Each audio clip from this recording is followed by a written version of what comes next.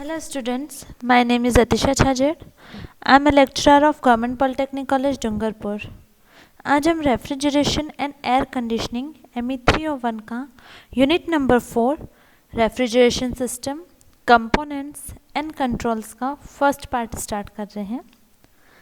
आज हम स्टार्ट कर रहे हैं फ्रॉम द रोटरी कंप्रेसर। सबसे पहले समझते हैं कि रोटरी कंप्रेसर होता क्या है। रोटरी कंप्रेसर एक पॉजिटिव डिस्प्लेसमेंट टाइप का कंप्रेसर होता है। इस टाइप के कंप्रेसर में वेपर रेफ्रिजरेंट का कंप्रेसर एक घूमने वाले एलिमेंट लाइक रोटर ब्लेड या फिर वेन के कारण होता है, और रोटरी कंप्रेसर में क्लियरेंस नेग्लिजिबल होने से इनकी वॉल्यूमेट्रिक एफिशिएंसी भी सबसे ज़्यादा होती है। इस टाइप के कंप्रेसर का यूज़ कम क्षमता की इकाई जैसे कि R12, R22 तथा अमोनिया प्रशीतक के साथ किया जाता है। तो रोटरी कंप्रेसर जिसे बोलते हैं घूर्णी संपीड़क, ये दो टाइप के होते हैं। फर्स्ट है रोलर टाइप रोटरी कंप्रेसर और सेकंड है वेन टाइप रोटरी कंप्रेसर। हम इन दोनों टाइप के रोटरी कंप्रेसर की रचना और कार्यविधि का ब्रीफली अध्ययन करेंगे। सबसे पहले पढ़ते हैं रोलर टाइप रोटरी कंप्रेसर जिसे बोलते हैं रोलर टाइप घूर्णी संपीड़क। यहाँ पे आपको डायग्राम में दिख रहा है, इस टाइप के कंप्रेसर में एक स्थिर सिलेंडर होता है। ये जो सिलेंडर है यहाँ पर ये एक स्थिर सिलेंडर होता है, ठीक है, जिसके केंद्र पर मोटर शाफ्ट होती है, ठीक है। तो इस सिलेंडर के जो इसका जो केंद्र है यहाँ पर एक मोटर शाफ्ट होती है, और इस मोटर तथा इस प्राथमिक चालक शाफ्ट के ऊपर, ठीक है, ये जो मोटर है ये एक चालक शाफ्ट पर है, तो इस प्राथमिक चालक शाफ्ट के ऊपर एक एसेंट्रिक शाफ्ट लगी होती है, ठीक है। तो ये जो सेकंड जो है यहाँ पे ये है एक एसेंट्रिक शाफ्ट, ठीक है, जिसे बोलते हैं उत्केंद्रक शाफ्ट, ठीक है। इस एसेंट्रिक शाफ्ट के ऊपर एक इस्पात का बना बेलनाकार रोलर लगा होता है, ठीक है। तो इस शाफ्ट के ऊपर ये स्टील का एक रोलर लगा हुआ है। मोटर शाफ्ट सिलेंडर के केंद्र पर लगा होता है, ठीक है। तो इस सिलेंडर के जो केंद्र है यहाँ पर एक मोटर शाफ्ट होता है, लेकिन इसके ऊपर लगे एसेंट्रिक तथा सिलेंडर के केंद्र एक ही बिंदु पर नहीं होते हैं, ठीक है। जैसे कि हम जानते हैं कि इस शाफ्ट का जो केंद्र है वो यहाँ पर होगा, और इस एसेंट्रिक शाफ्ट का जो केंद्र बिंदु होगा वो यहाँ पर कहीं होगा। तो इन दोनों का जो केंद्र बिंदु होता है वो अलग अलग होता है। इस कारण से सिलेंडर के सापेक्ष एसेंट्रिक गति होती है, ठीक है। तो यहाँ पे इस शाफ्ट के अलोंग यहाँ पे एसेंट्रिक गति होती है इस एसेंट्रिक शाफ्ट की, जिसके कारण जो रोलर है उसकी भी एसेंट्रिक गति होती है। इस सिलेंडर के अंदर एक खांचा होता है, ठीक है, जिसे बोलते हैं स्लॉट। तो इस सिलेंडर के अंदर एक स्लॉट होता है जिस पर एक स्प्रिंग की सहायता से ब्लेड लगी होती है, ठीक है। तो यहाँ पर इस स्प्रिंग की सहायता से यहाँ पे एक ब्लेड लगी होती है जो निरंतर रोलर के साथ संपर्क बनाए रखती है। ये जो रोलर है जब ये रोटेट करता है तो इस स्प्रिंग की सहायता से ये हमेशा इस रोलर के साथ संपर्क बनाए रखती है। अगर ये दूर भी चला जाता है, एसेंट्रिक शाफ्ट रोटेट करते करते इसका रोलर दूर भी चला जाता है, तो इस स्प्रिंग की सहायता से ये यहाँ पर खींच जाती है, ठीक है। तो यहाँ पर ये हमेशा जो ब्लेड है वो इस रोलर से हमेशा संपर्क बनाए रखती है। ब्लेड तो एक ही स्थान पर लगा होता है, लेकिन रोलर की एसेंट्रिक गति होने के कारण ब्लेड अंदर और बाहर गति करती है, ठीक है। ब्लेड तो वहीं पर लगी हुई है इस स्प्रिंग पे, ठीक है, लेकिन जब ये शाफ्ट जब रोटेट करती है इन द एसेंट्रिक मोशन, तब ये जो ब्लेड है ये अंदर और बाहर गति करती है।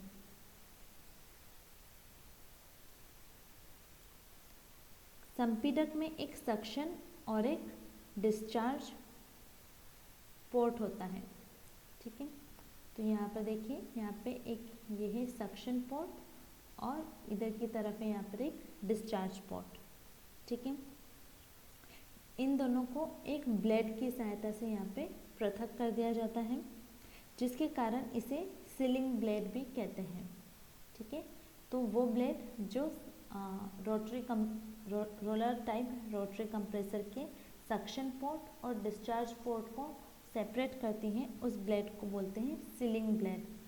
ठीक है, पूरा रोटर ब्लेड असेंबली तथा सिलेंडर एक एयर टाइट हाउसिंग में बंद होता है, जिसमें एक विशेष तल तक स्नेहक तल भरा रहता है। तो इसके अंदर ये जो हम देख रहे हैं, ये इसमें एक लुब्रिकेटिंग ऑयल भरा हुआ होता है। ठीक है, यहाँ से सक्शन पोर्ट है, इधर डिस्चार्ज पोर्ट है, ये यहाँ पे डिस्चार्ज वॉल लगा हुआ है, स्प्रिंग की सहायता से यहाँ पे ब्लेड लगी हुई है। ये एसेंट्रिक रोलर जो है वो एसेंट्रिक मोशन में मूव कर रहा है। यहाँ पे ये इसकी सेंटर में रोटेटिंग शाफ्ट है, ये सिलेंडर है। ठीक है, तो अब हम इसकी कार्यविधि समझते हैं। Working procedure of the rotary type roller type rotary compressor, जिसे बोलते हैं रोलर टाइप घूर्णी संपीड़क। ठीक है, तो इसका हम वर्किंग प्रोसीजर समझते हैं।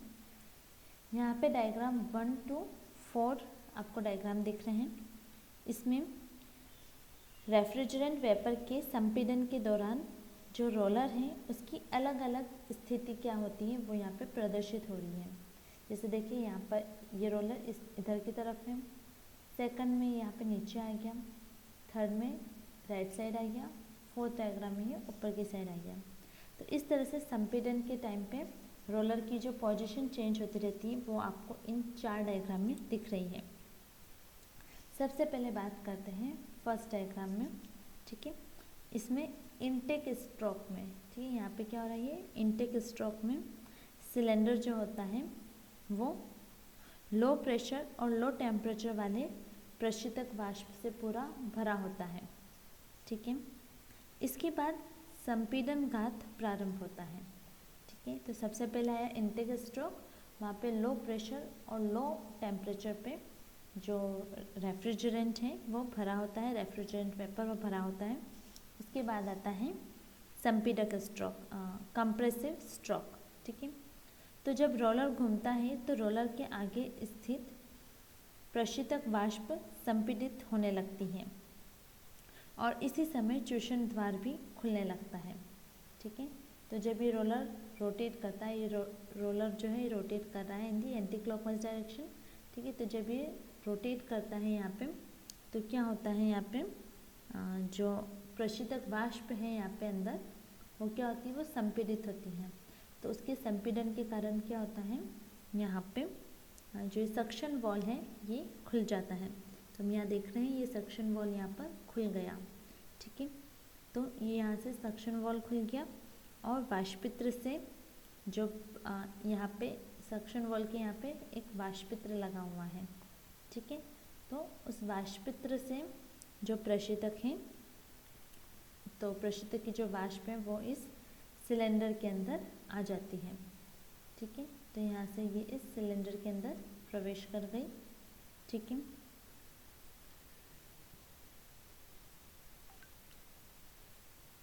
फिर हम आते हैं इस सेकंड डायग्राम में।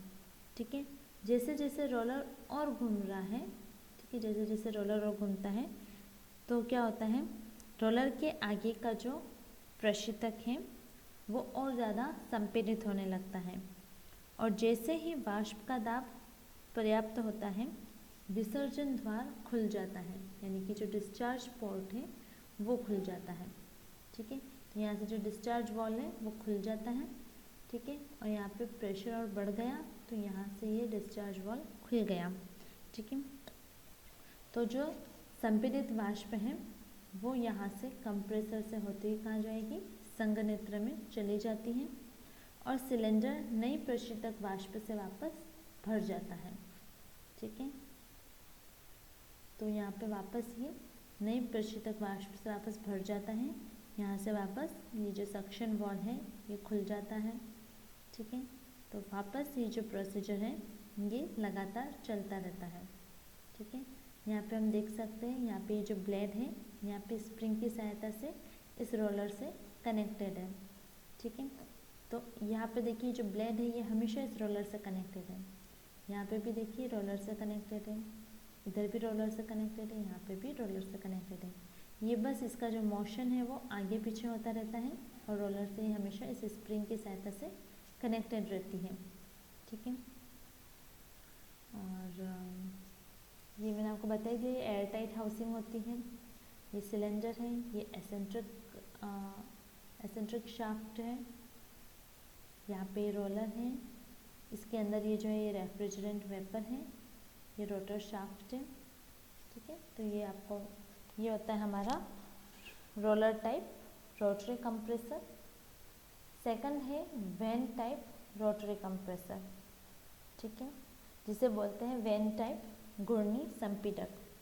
तो यहाँ पे आपको डायग्राम में वैन टाइप का घूर्णी संपीड़ित्र दिखाया गया है।